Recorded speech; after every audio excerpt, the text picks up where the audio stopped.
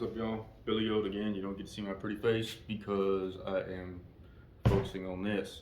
So what we're using today is we got our handy dandy pencil as always, and we got this little doodad right here, which is awesome because you push into the wood on that, and it's got a little thing in here and it pops it, so you ain't got to use a hammer and a punch in order to put screw holes.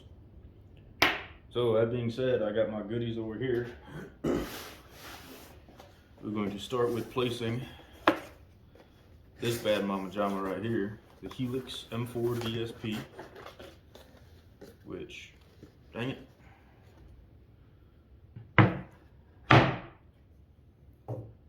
Normally these have little pieces that come out where you can do it on that, but this one has, if you look at the top of it, it's got through holes where you actually got to go through the top into the bottom. There's your mounting platform for it. This right here, you got your power and your ground right there. There's your amplified outputs, and then that right there is your RCA in, and there's your unamplified outputs that are going to go to all my other amps. So let's look at the schematics, of course, because we always have those so we don't mess things up.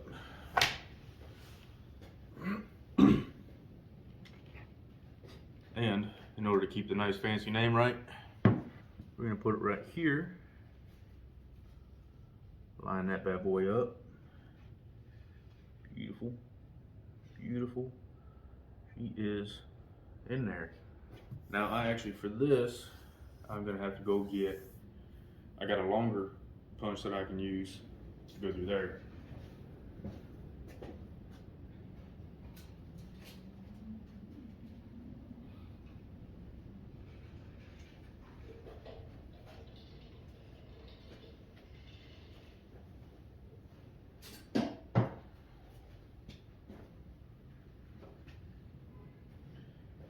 Alright, I ain't gonna lie, I didn't feel like looking for it. I've got this, which is actually a file that I am very carefully gonna stick through there. We're gonna tap it to make some marks. Send it in there. Make sure it gets kind of stuck in the wood. Roughly centered in the hole. Yep, there's a little bit of resistance on that, so I know it's going into the wood. So I know that I have screw holes.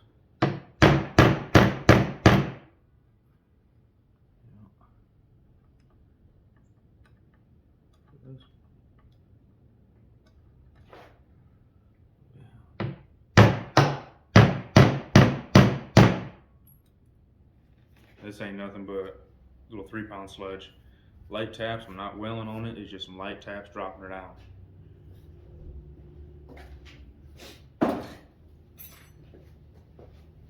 Now, we got that one marked. So because we are OCD about our gear, it goes back in the box.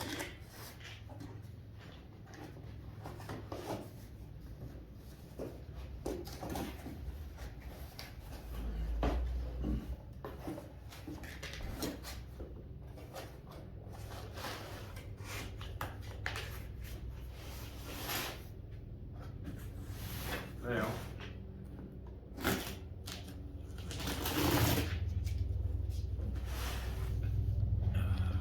this right here is the SoundStream reference 1000 SX.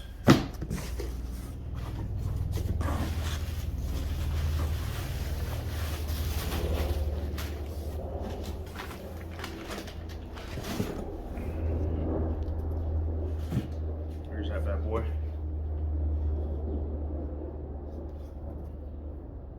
Still in really good condition. A little bit of use, a little bend on that flange right there. That's what I was talking about. Some of them got these flanges that fit on that. And we'll line that up. Line that up. Again, we're making sure we got all the words going the right way as is in the schematic. Right there. Got that line. There, right there. And that is where this comes in. Get a rough on in the center there.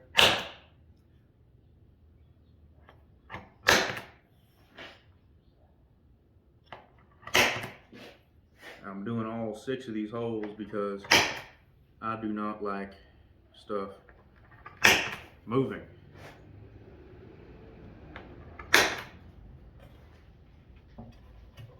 There's that bad boy done.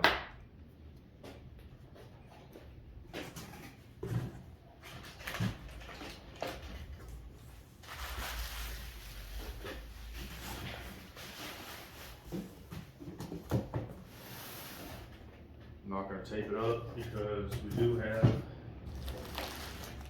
a little bit of planning to do with it still.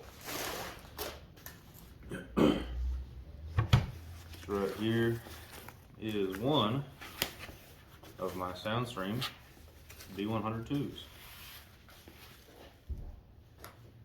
You tell, obviously it's been used, got a little bit of wear right there. It's missing that cover. I think I got some in my stuff.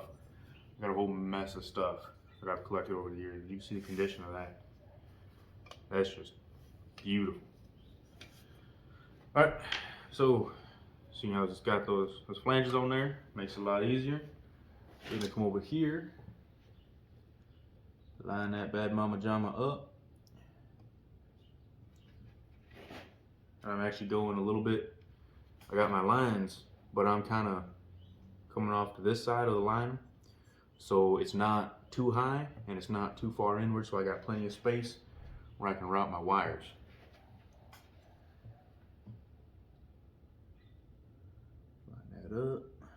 Line that up, and then go to town. I did bring out 2 of these because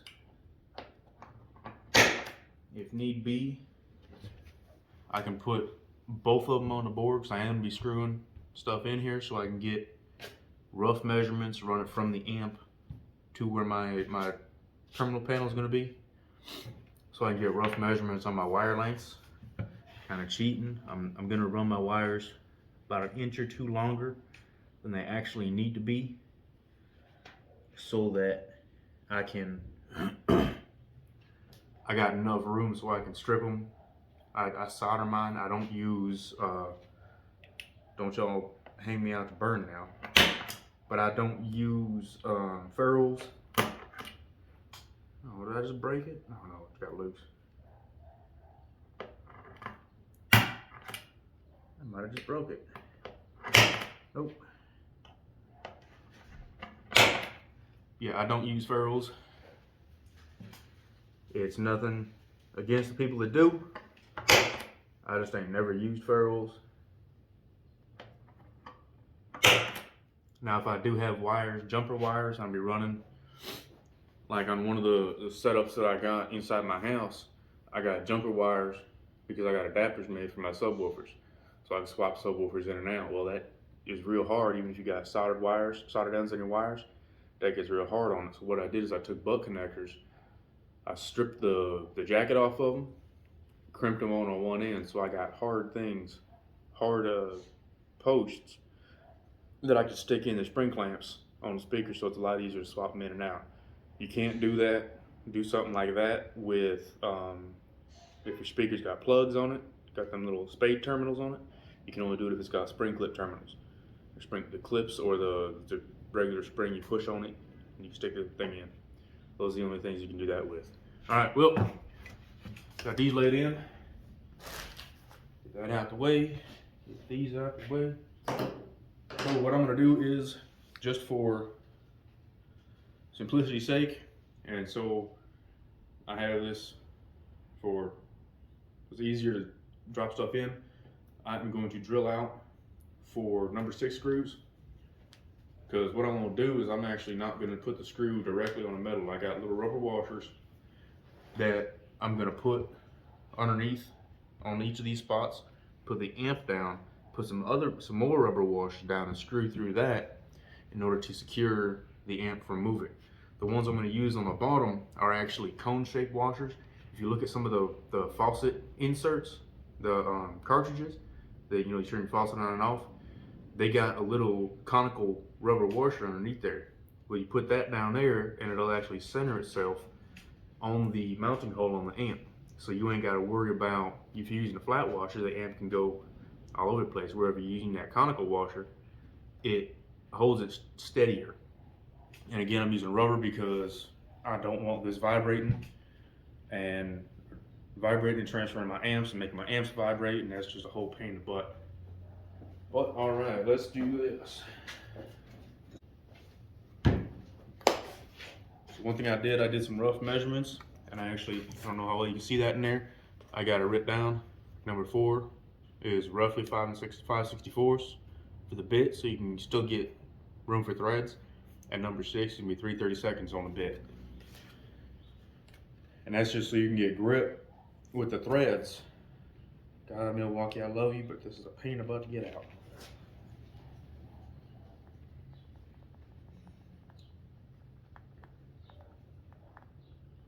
Easier way to do this is to get some needle nose pliers, but meh. So I'm actually using the table. I do have this on a table. It is not on an actual work platform, but this is one of those beater tables that you get from Walmart, them little tiny ones. Ain't nothing special to it. I've already run circular saws and jigsaws and drill bits, and I hit a torch on it one time when I was trying to solder terminal lugs on. But here we go. Drill these through.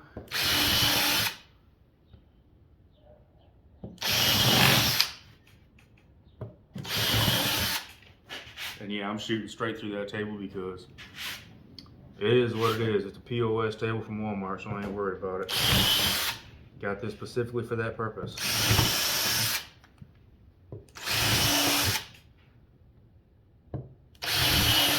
And these are those fancy super strong bits, Milwaukee super strong bits, so it don't, if I do hit a metal support on the table, I ain't worried about it.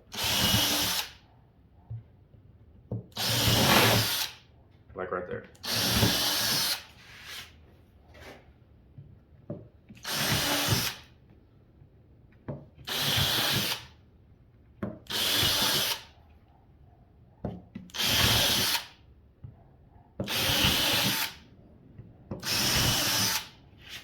All right.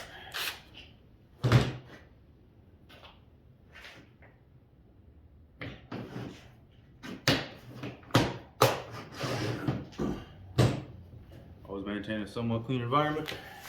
So what we're gonna do is real important.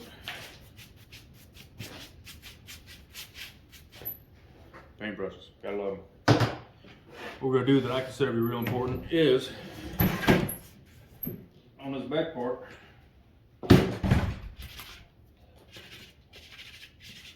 Disclaimer, don't do this unless you're stupid like I am and your hands are mostly calluses, because you can catch a splinter and this can hurt. Plywood splinters are annoying because they're flat.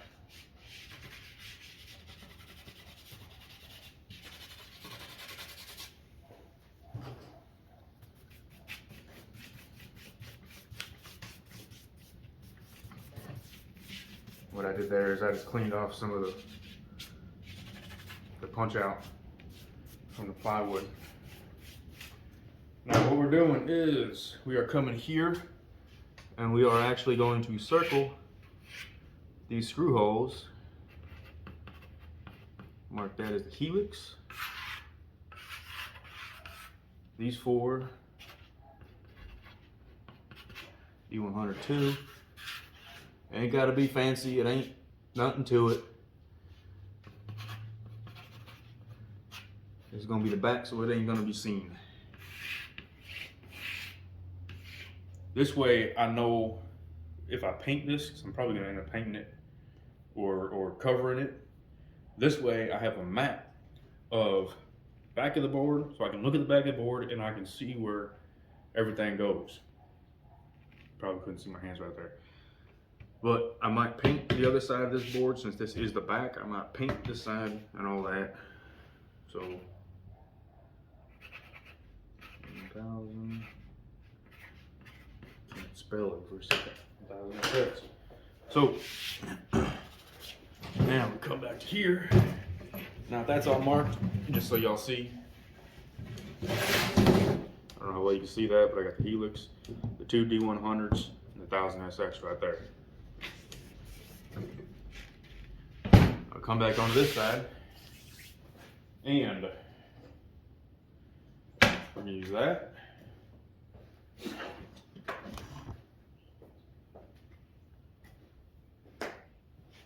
And that.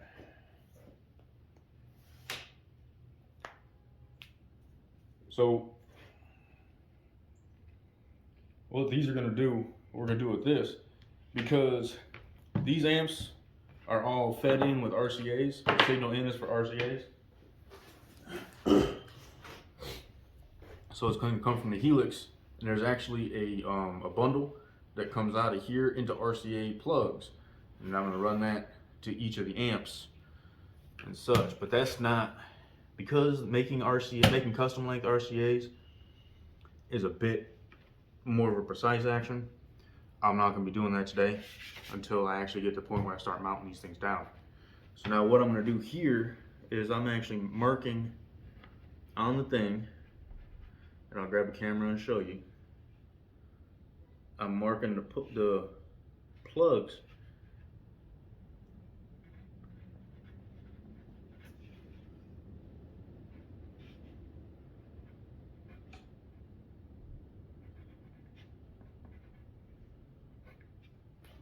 all right.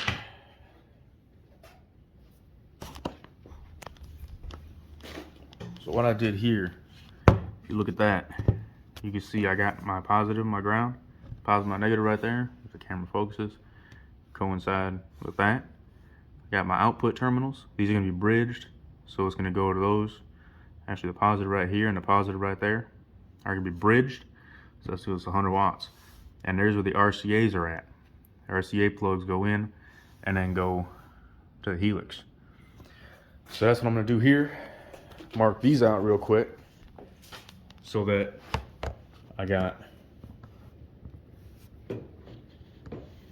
start playing with the RCAs.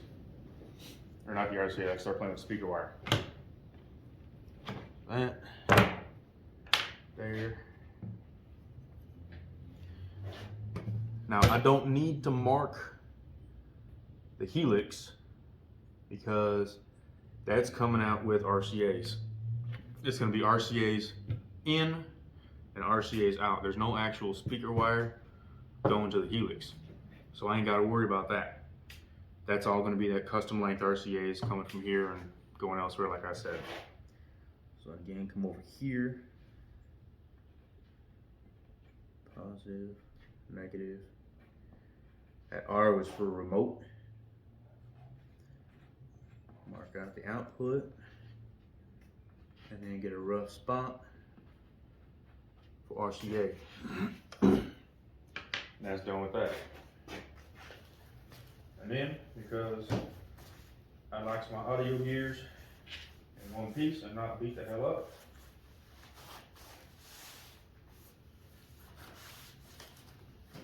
do that. There's that up. And actually, the funny thing, I got this off of DIY mobile audio website. Everybody that I've ordered from there that I haven't picked up in person has done what I call doomsday pack their gear. So you see this in the bubble mailer wrapped inside the foam, and when I got this, it was actually wrapped in more bubble wrap and foam, and it was just a whole, yeah, my garbage can was full. It was awesome. Move the Helix. There. Taking a SoundStream 1000SX.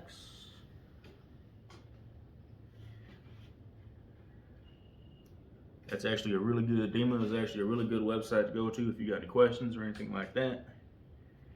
A lot of good knowledgeable members on there. I'm gonna warn you right now, be careful in the classifieds because you will spend money. Ask me how much gear I have. Better yet, don't.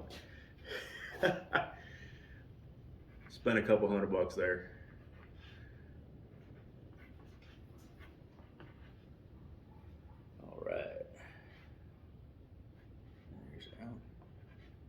output. Now there is some RCA outputs on this as well, but that's for what I call like a slave amplifier. So you can run a second sound stream and it won't be amplified. It's basically a through. So you can run another subwoofer amplifier, or you can run another amplifier off of that.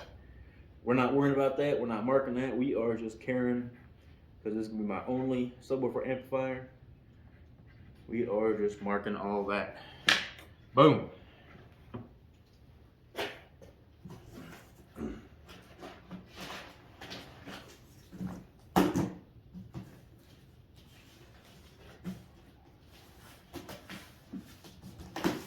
Take that bad boy back up after I forget to put the bubble wrap in there.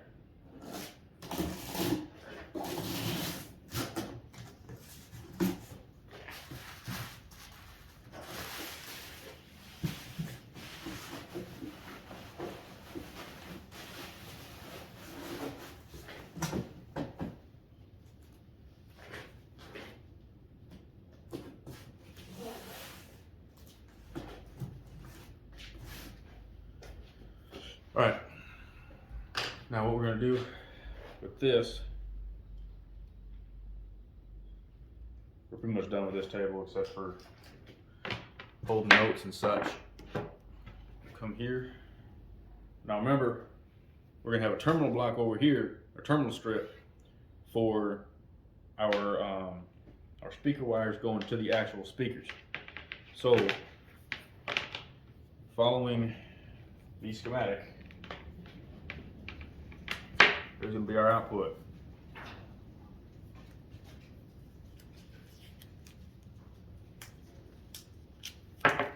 Remember I said we're gonna do a little extra on it.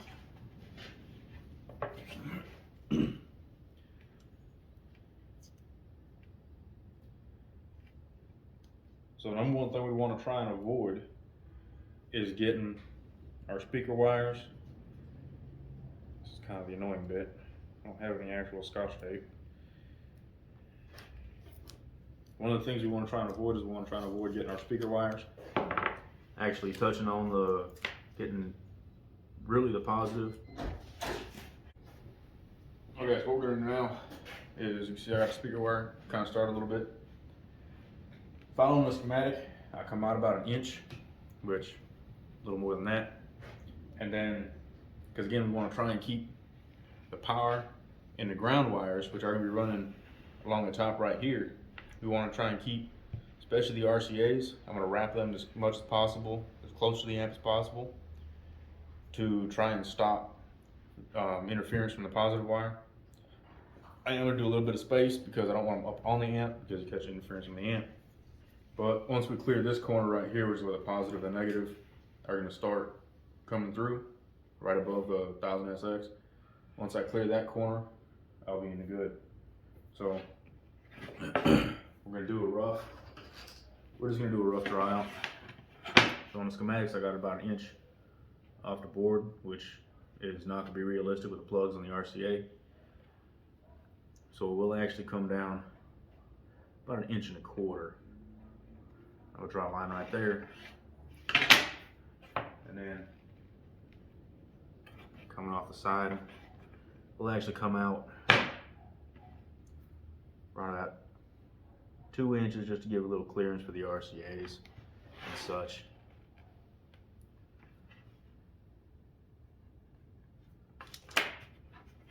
So then we're gonna, I got 2 inches off the top of the board, but seeing as I got this whole big old chunk of space,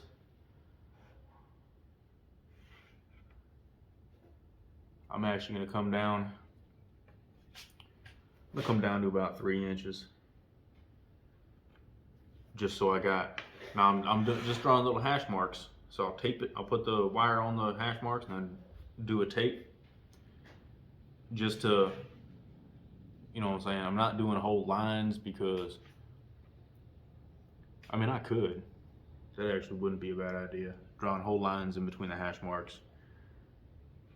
But right now, this is just to get a feel for, actually no, it's gonna have to be 2 inches.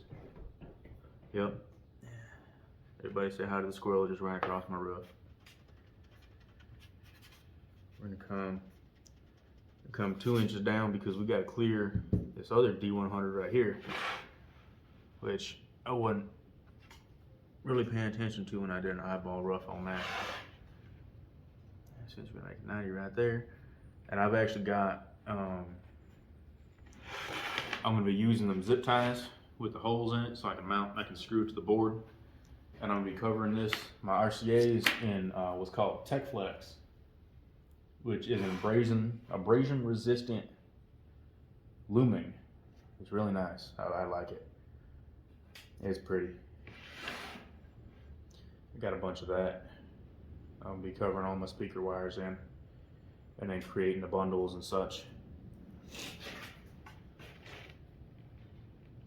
So again, it's at about 3.5 off the D100.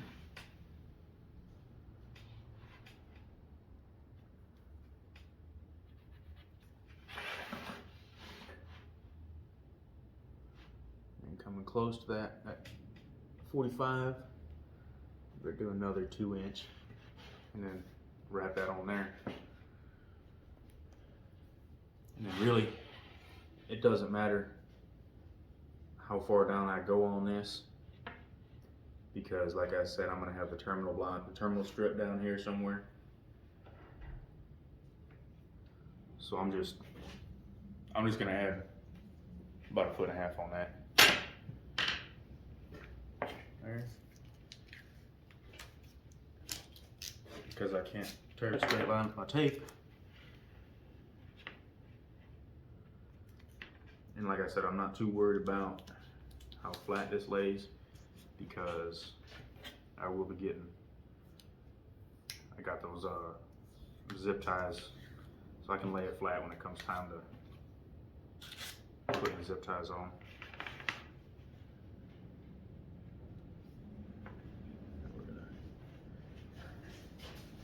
Tighten that up a bit, and so I got room for that power and that ground. And actually what I can do is I can trace along the outside of this wire, skipping the tape, of course.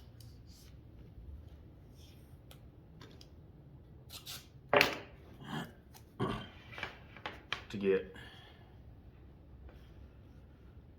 my line going.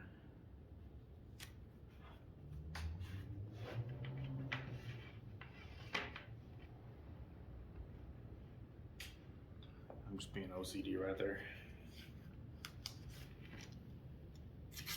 And then come right here on that 90.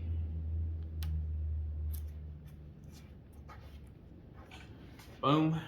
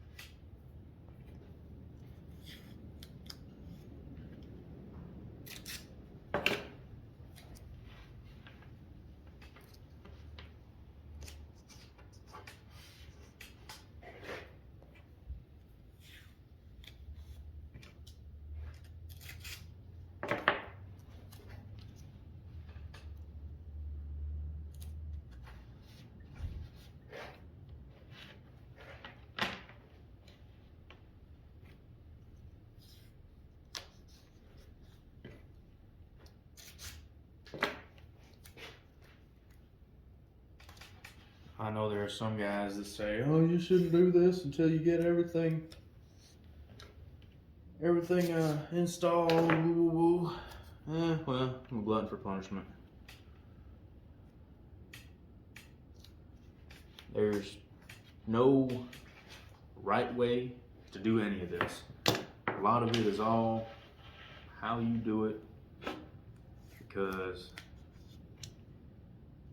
everybody does it different. Everybody has a different style. It's like they say, more than one way to skin a cat. There's more than one way to install a system and to lay out an amp rack. That being said, there might be some better way to do it. So you don't, because there's gonna be waste on this. I know it, that's why I'm not cutting my Tech Flex. Out there. All right.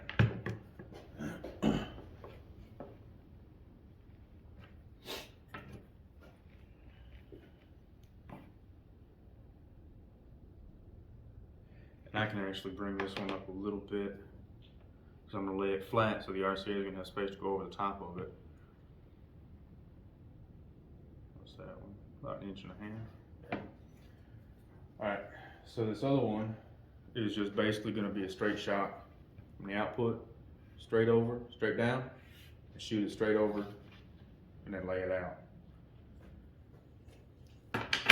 And then, just because we wanna be on the safe side,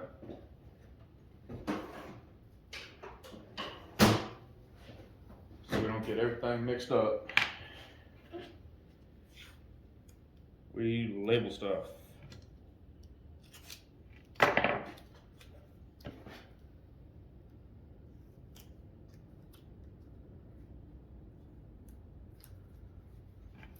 This wire is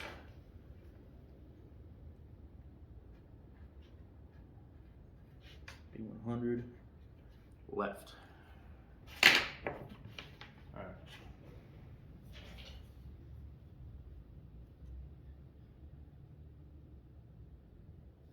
I have no nails. This is the downside of being a mechanic as well. You have no fingernails for picking stuff. I can't barely pick my nose. All right, boom. Be careful doing that, cutting it like I am, because I cannot tell you how many times I have cut my fingers doing stupid stuff like that. All right. Zap that on the output. And like I said, this one's gonna be pretty simple. We're just gonna come along here. We can actually eyeball this one because this one has a nice little 90 in it. We're just gonna shoot that one right there. That's just from the fold in the wire. Boom. Lay you up. And then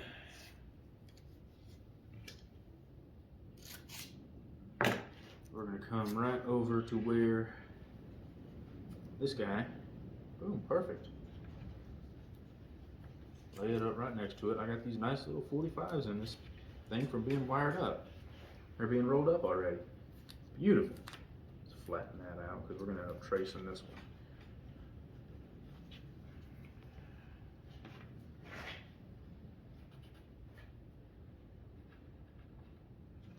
one. Boom. Now this one gets to be called D100 right, or R.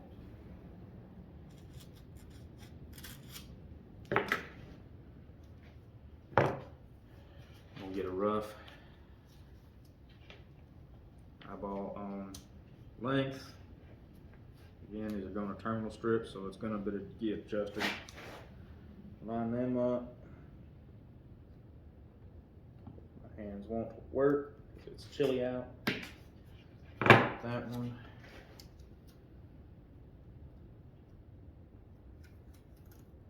Put up.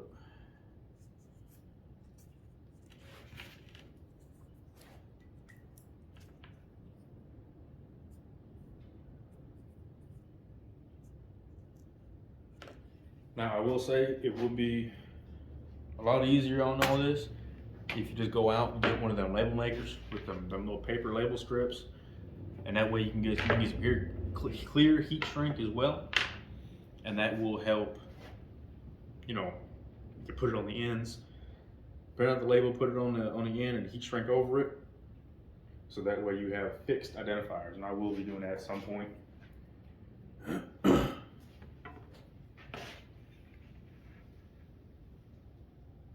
Come 1.5 inches.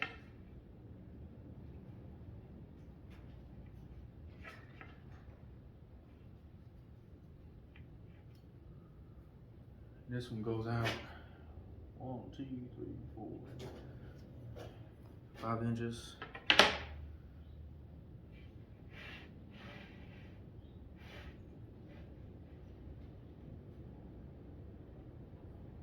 Yeah. It was 5 inches out from the end of this. Now I made this mark right here the same distance, and I got it set at 15, so I know that 10 is going to be the 5 inches. Actually, we'll mark it at 4 inches, and at 10, we're going to bring it up. Bring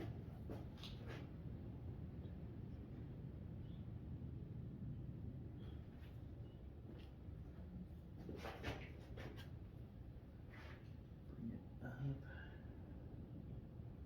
about 7 inches, so that's to the 3. Make a couple lines right there.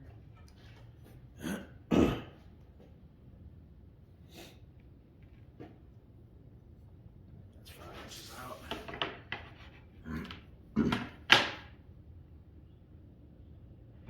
They're not 7 inches. That don't really matter, because this is all going to be a rough run anyway, because like I said, I don't know exactly where I'm going to put the terminal strips. It's probably going to be down in this corner somewhere. So you know what, I'm actually just going to lay this as it is, just for simplicity's sake. I'm going to lay this as it is and put a tail on it. I know again people are going to say, well, it's a waste of wire. It probably is a waste of wire.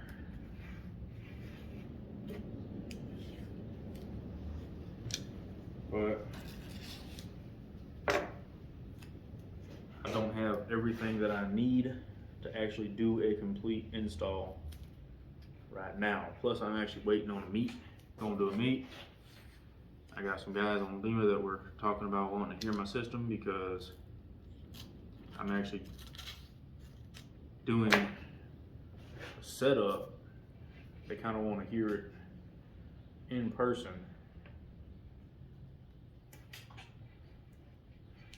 Actually have a chance to sit down and hear it, because I'm doing something different where I'm using an aftermarket head unit. I'm not using a digital signal processor. I'm not using a DSP unit, but I'm getting, at least personally from what they do, I made a couple videos showing the system, and they've been actually pretty impressed with that head unit. I got the JVC KW V350 BT. And I got it set up for a 3-way crossover, or 3-way DSP in there. And the only thing I'm having a hard time doing is there's a whole deal about getting, if you want to do SQ builds, sound quality builds, there's a whole thing about getting to where it sounds like the singer is sitting on your dashboard, sitting on the front of your dashboard or on your hood. And I fully believe that is possible. I'm not detracting from that at all. But I just cannot get that bugger to save my life. I cannot get my singers and my songs to get past where my radio's at. They're centered, they sound good, but I just can't get them to actually get that little extra distance on it to where they sound like they're going somewhere. They're actually like in front of me, instead of me being in maybe the first row at like an indie concert or something like that, an indie show at your jazz club. Not to say I like jazz, I hate jazz, don't ask me why. I much prefer blues, but that was the first example that came to my mind.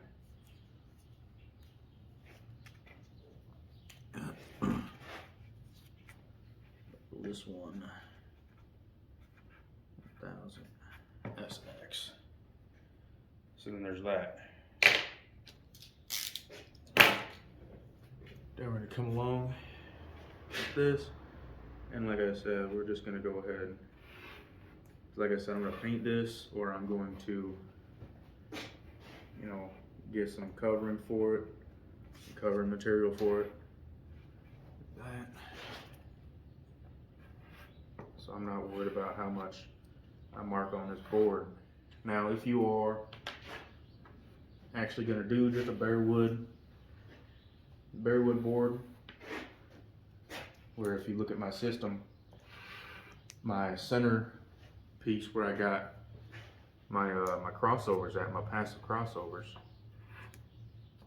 I did do that a bare wood. Now what you can do in that case is, you see all these pencil marks I'm making, you can go ahead and use a lighter touch on the pencil so that you can go ahead and hit it with a sander and get them pencil marks off if you're real gentle with it. Like some 300 grit or some 280 or something like that, 240. So that's that. I just got to get the keystone plate. I got to get the terminal strip, and then I can start wiring this stuff up. I got to get another shuriken block because the one that I have is actually still in the car, or I can just get 2 other terminal blocks. I don't know. I haven't decided on that yet. But what I'm actually going to do when I finish up my system and I screw it and install it, I have to move my ground wire over to the other side, because I currently have it grounded where it would be over here on the driver's side. I gotta move that and mount it over here on the passenger side so I can come up and get it to here. But yeah, so that's the speaker wire. Now I got all my stuff labeled so I know what's what. And yeah.